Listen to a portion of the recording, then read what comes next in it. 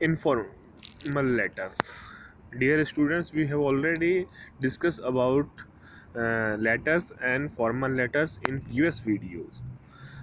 Now we are going to discuss about informal letter. Informal letter क्या होता है, किसको लिखा जाता है, उसमें क्या क्या विशेष ध्यान रखना होता है, किस तरह से किस किस को हम लिख सकते हैं, इसके बारे में हम डिस्कस कर रहे हैं। तो इनफॉर्मल लेटर और फॉर्मल लेटर में मेजर डिफरेंस हमने देखा है कि फॉर्मल लेटर में फॉर्मेलिटीज़ का रोल ज़्यादा होता है, और जो फॉर्मल लेटर्स होते हैं वो लिखे जाते हैं या तो बिजनेस पर्पस से, या किसी कंपनीज को, या किसी ऑफिसेज को सर्कुलर के रूप में, इस तरह से ऐसी जगह जहाँ मतलब उसमें फॉर्मेलिटीज़ का विशेष रूप से ध्यान दिया जाता है और बात पॉइंट टू पॉइंट होती है। उसमें कोई भी पॉइंट से हटकर बात नहीं की जाती है, या फिर कोई इनफॉर्मल बात हम नहीं कर सकते हैं।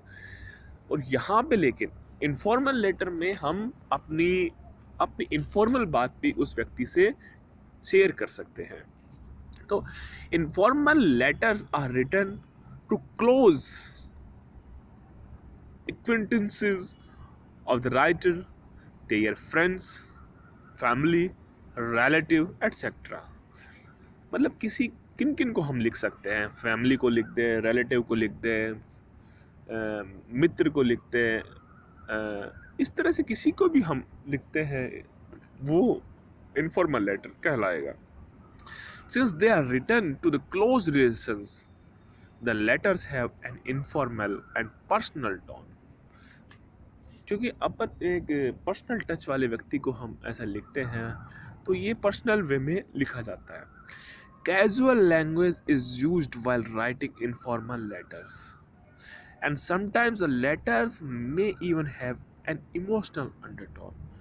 मतलब जब हम इनफॉर्मल लेटर लिखते हैं, हालांकि फॉर्मेट तो उसका भी एक फॉर्मेट होता है, लेकिन जो लैंग्वेज यूज करते हैं इसमें इनफॉर्मल लेटर में फॉर्मल की बजाय हम एक लैंग्वेज में अपनी तरफ से कैजुअल लैंग्वेज का भी हम यूज करते हैं उसमें, और इसमें कहीं ना कहीं एक अटैचमेंट और इमोशनैलिटी का भी भाव होता है। उस व्यक्ति के साथ क्या किस तरह का अटैचमेंट है, वो इसमें लेटर में कई बार देखा जाता है।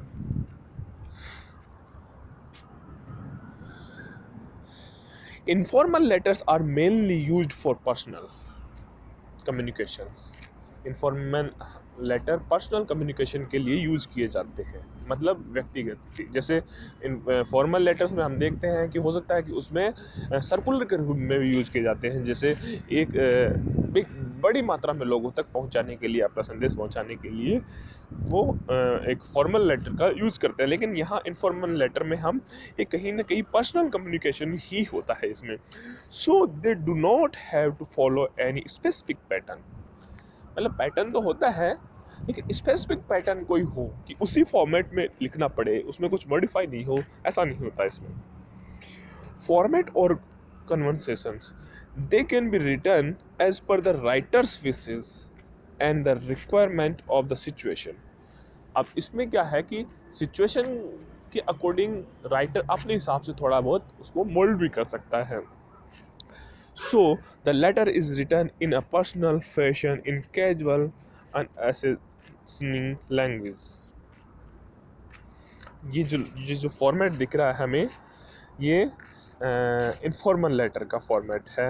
अब इसमें ऊपर ही ऊपर राइट साइड में, जहाँ हमने फॉर्मल लेटर में अभी देखा कि ऊपर उसमें सबसे टॉप में लेफ़्ट साइड में सब चीज़ें लिखी जा रही थी, सारी चीज़ें वहाँ लेफ़्ट से स्टार्ट कर रहे थे। एक जो स्पेस था इक्वल था, यहाँ पे हम राइट साइड से स्टार्ट कर रहे हैं। सबसे पहले एड्रेस आ गया, फिर डेट आ गई। डेट लिखने का तरीका अपने अकॉर्डिंग हम किसी तरह से लिख सकते हैं।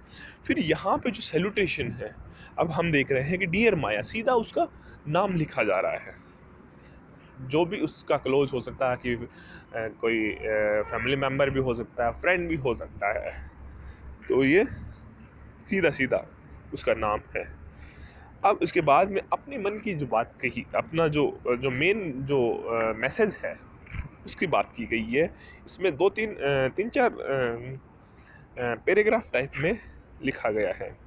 लास्ट में देखो कि जो सेकंड लास्ट लाइन है, hope to see you soon, ये इनफॉर्मल लैंग्वेज है। लास्ट में अपना नाम अदिति उसने लिखा है। ठीक है।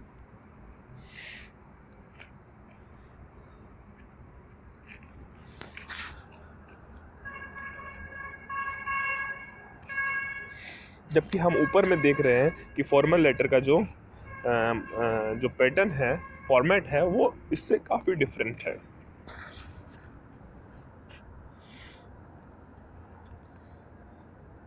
अब इसमें ऊपर address, the first thing to write is your address, the address of the writer. We usually write the address on the left hand side of the page at the very top. सबसे ऊपर हम left side में वैसे ज़्यादातर हम लिखते हैं। The address should be accurate and complete even when writing to close friends or relatives. The address must be written so they can reply back to the letter with easy. If the recipient of the letter is in another country, do not forget to write your country as well in the address. अगर वो दूसरे country में है तो अपना country का नाम भी लिखता है। फिर नेक्स्ट में डेट आ गई है। Next, just below the address, we write the date. This allows the reader to have a reference as to when the address was written. He can then relate better to the content of the letter. फिर greeting आएगी। Informal letter की greetings अपने according होती हैं। Now, since you know the person you are writing, अगर तुम जिस व्यक्ति को जानते हो, क्योंकि तुम जानते हो, the greeting can be informal as well. If it is a friend or someone close to your age, you can greet them by their first name, like dear Sunil. If you are writing to your relative like your mother, father, aunt, uncle, etc., you may greet them as such. For example, dear mom, dear brother. If you are writing to an elder person, someone you respect greatly, you can address them or as Mr. or Mrs. Like, say, for example, you are writing a congratulatory letter to your teacher. It can be addressed as dear Mrs.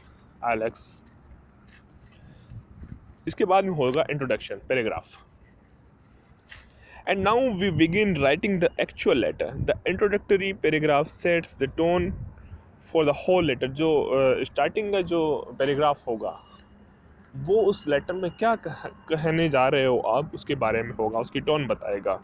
You might begin by asking the recipient about their well-being. जैसे हम पूछते हैं कि उम्मीद करते हैं मैं अच्छा हूँ और आप भी अच्छे होंगे, हम उसके जो कैसा है हालचाल के बारे में पूछ सकते हैं।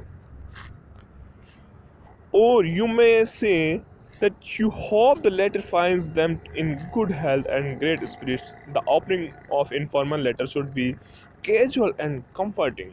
It must be formal as direct as in business letter. इसके बाद में होगा body of the letter. The letter जो मुख्य बॉडी होगी, the letter overall should maintain a friendly tone. But you have to adjust language and the wordings according to who you are writing to. With a friend, you can afford to be very casual and flippant even. But if you are writing to an elder relative, you must be extremely respectful and considerate.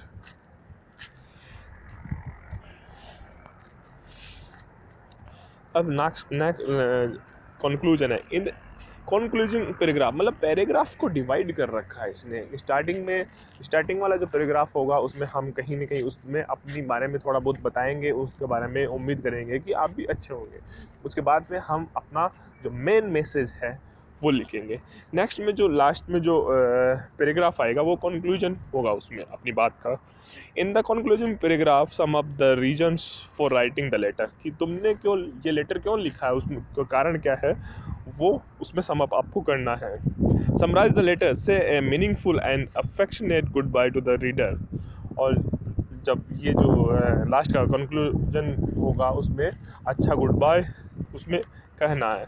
And do not forget to invite the reader to write back or reply to your letter. It shows an intention to keep the conversations going. Signature. This is no one way to sign off informal letters. Since they do not follow a strict format, you may sign off as you please. Some commonly used phrases are, मतलब अपने हिसाब से उसको sum up कर सकते हैं last में. Lots of love भी कहते हैं. अगर छोटा हम किसी यंगर को लिख रहे हैं तो बेस्ट भी लिख सकते हैं, बेस्ट विशेस भी लिख सकते हैं, काइंड, रिग्रेट, काइंडली. ये अपने अकॉर्डिंग सेट किया जाता है कि हम किसको लेटर लिखते हैं. Pick the one best suits the occasion and simply sign your name below the greetings. Thank you.